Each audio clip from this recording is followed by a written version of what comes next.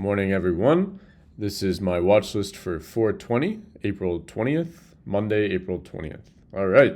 So, what is happening? We are gapping down, right? Tensions rising over the weekend. A few ships fired at. The Strait of Hormuz is closed again. Iran didn't show up for the second round of talks. So, we're gapping down. Not gapping down much, but we are gapping down 0.53% as of now on SPY. Okay. So, what can we watch for today? We can watch for a couple of different things. We can watch for a pop and fade off the 709. This was the pivot held in the afternoon, also where we rejected in the pre-market on Friday. Pop and fade at 709, or we can look for the break below the pre-market low of 705, right? If we get below 705, I don't have anything to Thursday's highs, right? So 705 has room into 702.80, right? About a $2, $2+ move. And then if we get below Thursday's highs, I don't have anything to 698. 698 was previous all-time high, okay? So that's where capitulation could start. We could see a real move if we fell below Thursday's highs, okay? So that's what I'll be watching off the open, either the pop and fade or the break below 705, okay? If, for whatever reason, we reclaim 709, then we could look for longs again back into Friday's highs. I'm obviously hoping that doesn't happen because I'm in puts. But let's see what happens off the open today, okay? QQQ, a little bit different of a chart, right? Q's already rejected the pivot from Friday, 646.50. But we do have a nice level here, 644, right? This is a pre-market low. This is also the low where we pivoted on Friday, okay? So if we get below 644, we have a $2 potential move into Thursday's highs. And then if we lose Thursday's highs, we're going to go back and retest that previous all-time high. If you guys remember, it was 638, which we took a trade off of here last Thursday, okay? So 644 into 642. We lose 642, we go to 638, okay? That's where the real capitulation can start if we lose 642, all right?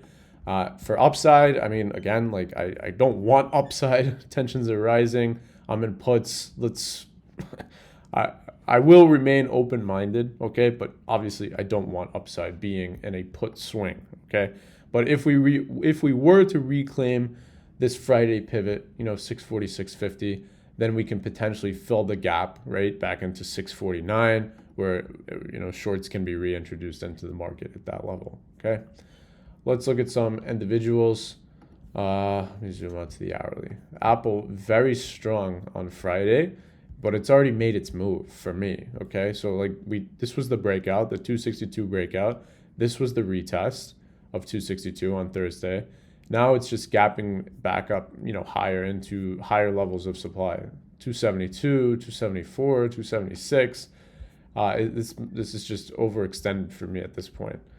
AMD, I do have a watch 272 bounce Thursday, 272 bounce Friday.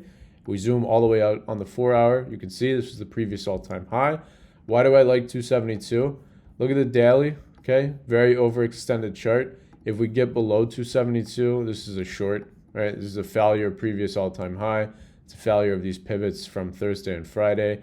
If we get below 272, I'm looking for us to basically fill this entire move from Thursday all the way back down to 260. So there's a big potential move there if we break back below. We fail that previous all-time high on AMD, okay?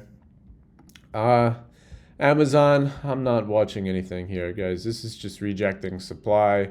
The move's been made, right? The move's been made on a lot of these names. So now we just have to wait, okay? So Netflix, I really like this 91. If we get to 91, I'm watching for a bounce there. I don't know if that's going to happen. We're at 97 right now. But if it does, right, 91 is the big demand, and that's where I'll look for bounces on Netflix. NVIDIA broke a bit above 200 on Friday, but it only made a move in a 202, and now we're actually gapping below 200. I would want to see us maybe pop and fail that 200 level, or we get below 196, and this is a short, right? But either way, at this point, I'll show you the chart on this as well. Look how overextended this is. I like shorts, right? If we either pop and fade this 200 level on NVIDIA, or we get below 196, this is either way, it's a short for me, okay? If for whatever reason we take out Friday's highs, then it turns into a long. But as of right now, this looks like a short for NVIDIA. Let's see what happens off the open. Okay. PLTR, oh, look at that. 148. I mentioned this level last week. 148, it popped into, failed. Now we're back down to 144. You know, I probably won't trade this, but you could potentially look for like failures of these Thursday highs, right? Like 144 area. I'm not trading PLTR right now. Let's see, Tesla's pretty much already made the move as well, right? 368 breakout, 383 bounce. These are two trades that we talked about last week. And then you actually got the 400 gamma squeeze on Friday. Right here, you can see this. Wow, crazy, right? Crazy. This move held, bounced, and then we ripped 400. That's just a classic gamma squeeze into the close. And at this point, I don't know, maybe back at 383, can look for another bounce there, which was the level from Thursday. But at this point, I'm not really watching it, right?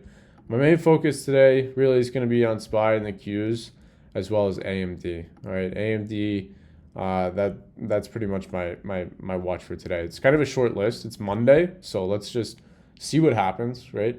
It's a day to get ready for the week. Okay, so let's see what happens today, and then we can, based on what happens today, we can trade the rest of the week. Okay. All right, so that's my watch for this Monday 4/20, and I will see you guys on live.